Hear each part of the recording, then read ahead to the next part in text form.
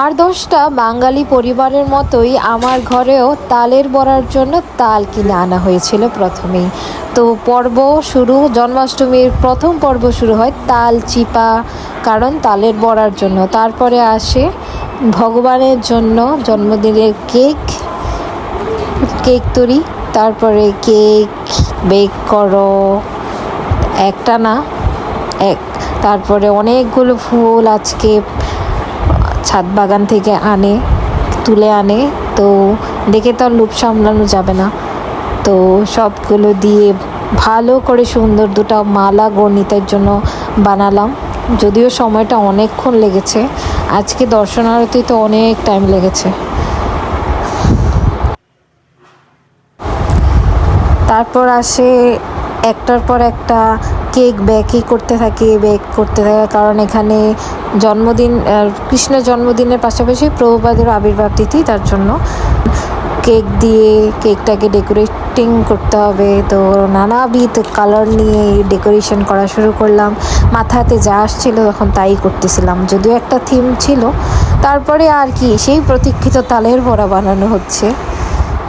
বাঙালির ইমোশন, তালের বড়া, জন্মাষ্টমী আর তালের বড়া একই সূত্রে গাঁথা।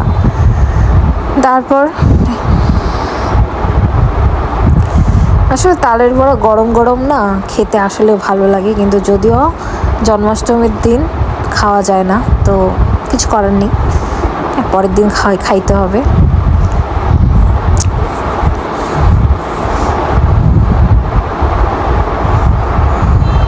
তারপরে যেটা খেতে পারবো, আলু আর কাঁচকলার, এটাকে কি বলবো, কাটলেট এরকমই কিছু, তো চপ টাইপ এটা বানানো হচ্ছে। এগুলো তো খেতে হবে, কারণ মুখ লাগবো। তারপর সব কিছু রান্না বান্না রেডি করে তারপর ভগবানকে নিবেদন করার সময় এখন সব কিছু সুন্দর করে গুছিয়ে ভগবানের সামনে ডেকোরেশন করলাম। তারপর ভগবানকে ভোগ নিবেদন করলাম। আজকের ভোগে ছিল হরেক রকমের ফল, আম, জাম্বুরা, ড্রাগন ফল, কলা, শসা,